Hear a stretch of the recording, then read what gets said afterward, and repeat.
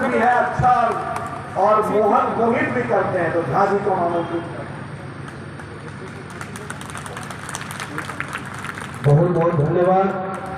पहले तो दूसरा बतावा ठीक बारा, मन से ठीक बारा, तन से ठीक बारा, चारपाई जीत रहल बा पक्का।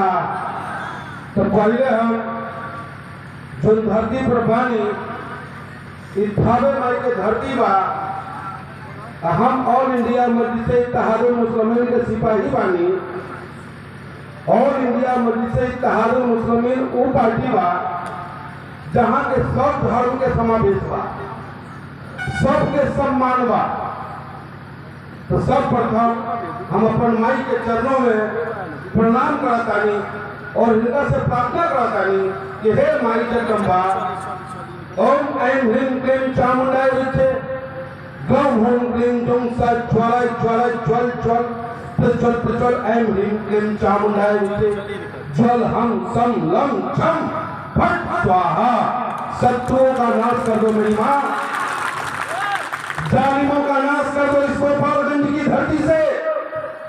हे मेरी माँ, आपका अवतरण हुआ है राक्षसों का नाश करने के लिए, लेकिन सदियों से इस गोपालगंज की धरती को इन नेता रूपी राक्षसों ने लूटने का काम किया है। आज एक सेवक वरिष्ठ साहब का सिपाही भाई असलम मुखिया आपकी सेवा करने आया है, पूरी ताकत से उनकी मदद करो, उन्हें जिताने का काम करो। मेरे गोपालगंज की जनता, मंच पे आसीन हमारे और इस कार्यक्रम चुनावी सभा की अध्यक्षता कर रहे हैं हमारे गार्जियन बिहार प्रदेश के अध्यक्ष अख्तर इमाम साहब, कार्यक्रम के मुख्य अतिथि ऑल इंडिया मजलिस इत्तेहादुल मुस्लिमीन के राष्ट्रीय प्रवक्ता बड़े भाई जनाब वारिस पठान साहब, मंच पे आसीन तमाम सम्मान के काबिल मेरे से बड़े नेतागण, मैं आपके श्री चरणों में नमन करता हूं। सामने बैठे हुए अपने सभी बड़ों के श्री चरणों में नमन, छोटों को प्यार, माता के चरणों में नमस्कार। और जिसके लिए यह मंच सजाई गई है, जो आपके बीच विधायक बनने नहीं आया है, वो आपकी सेवा करने आया है। अब तक आपने विधायक को चुना है और विधायक बनने के बाद उसने आपके जुल्म करने का काम किया, लेकिन एक सेवक आप ऐसा चुनेंगे जो आपकी सेवा करेगा, गोपालगंज के इतिहास को रचने का काम करेगा।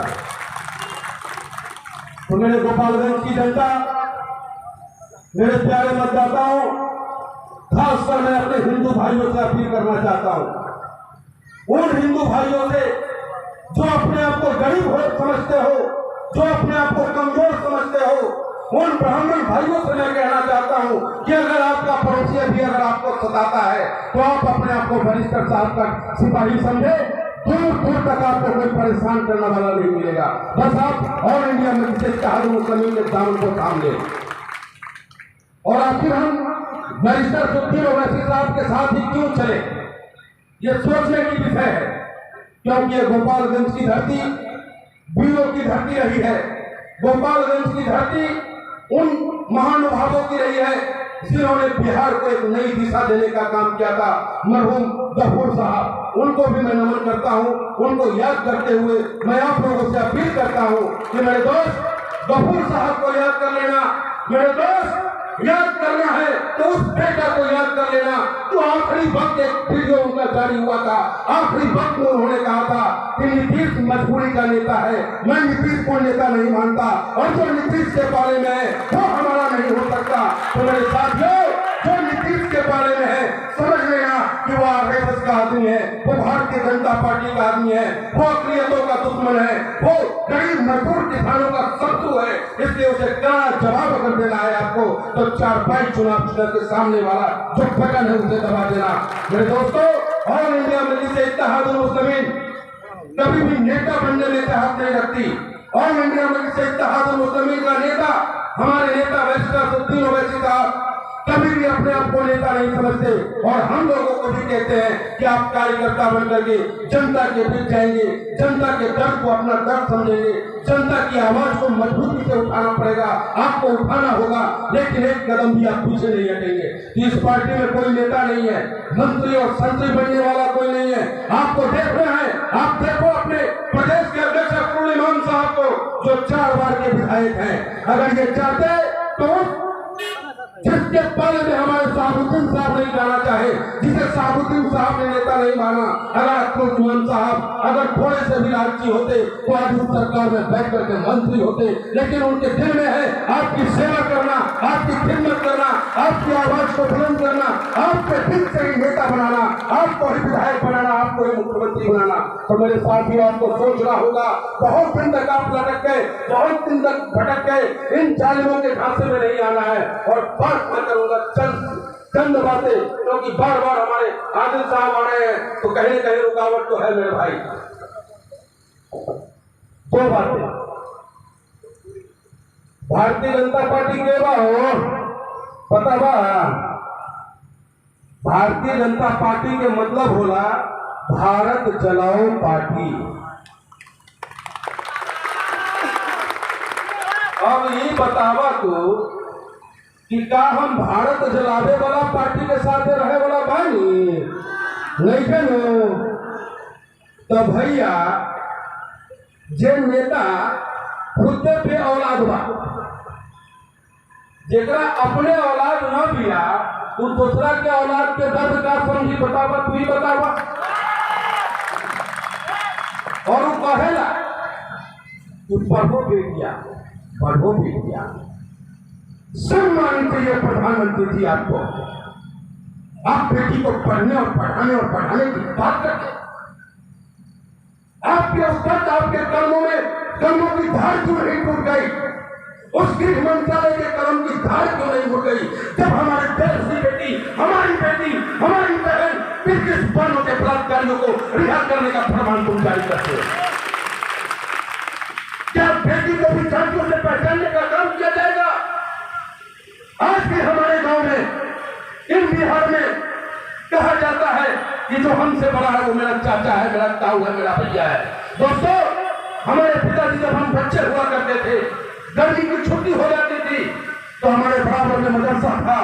मौलाना साहब को सख्त जाकर के हिदायत देके आते थे कि मौलाना साहब, मेरा बच्चा गिल्ली डंडा न खेलने पाए, मेरा बच्चा गोली कंचे न खेलने पाए, जब भी से समय मिले आप अपने मदरसे में बैठाने का काम करें। और उस वक्त आपका ये पंडित मनमोहन झागामा मदरसा में बैठता था और बड़े चाव से पढ़ता था और कहता था अलिफ बे ते से जीम से ए हर साल रोज तो तीन नू लाम वा ए बड़े चाव से पढ़ते थे, अपने मौलाना साहब का आदत करते थे। कभी एहसास ही नहीं हुआ हमें कि हम हिंदू और मुसलमान हैं। हमें सिर्फ यह आदत था कि सामने वाला हमसे बड़ा है, हमें इनका इस्तेमाल करना है, इनका स्वागत करना है, इनका सम्मान करना है। लेकिन इन खूनी भेड़ियों ने, इन जालिमों ने 2014 से हमारे हिंदुस्तान की खूबसूरती को बिगाड़ने का काम किया है। तो हमें और आपको सोचना है कि हम उनके साथ रहे जो हिंदुस्तान की खूबसूरती को बिगाड़ रहा हो, जो गे परंपरा को लाना चाहता हो, जो भारतीय संस्कृति को मिटाना चाहता हो,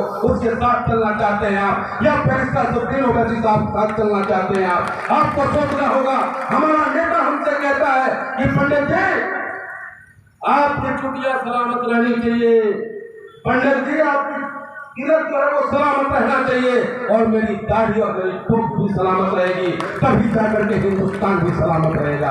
भारत माँ के हम 4 लाल, और 4 लाल में से 1 लाल को तुम परेशान कर रहे हो और अपने आप को सच्चे राष्ट्रभक्त, कट्टर राष्ट्रभक्त कहते हो। भारतीय जनता पार्टी, तुम्हारा दिल लग चुका है।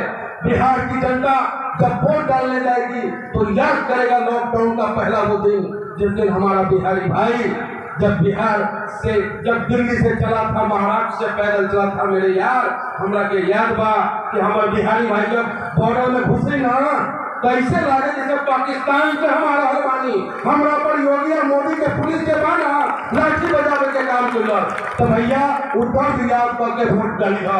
लॉकडाउन में, कोरोना काल में ऑक्सीजन के कमी से हमारे भाई बहन मर गए, हमारा 20 मिनट हो गए, उनका के याद करके वोट डालने के काम करिए।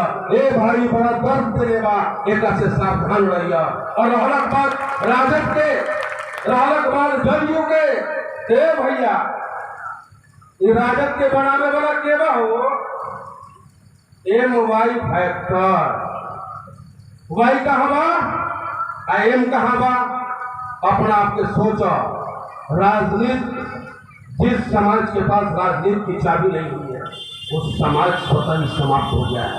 और आपके नेता हमारे नेता बैरिस्टर सद्दीन ओवैसी साहब आपको राजनीति की चाबी देने आए हैं, आपके बच्चों की मुस्तकबिल और भविष्य को लिखने आए हैं। इसलिए मेरे साथियों इससे सिर्फ भाषणों में मत सुन लेना, अपने आप पड़ोस में भी जाकर के आप अपने बात को बताने का काम करें। और बैरिस्टर साहब के सिपाही भाई असलम मुखिया का जो चुनाव 3-4 पाई है उसके सामने वाले बटन 3 तारीख को जरूर दबा देना और उसे दबा करके आराम से सो जाना। बाद में आप बिल्कुल टेंशन मत लेना, बैरिस्टर साहब का सिपाही हूँ।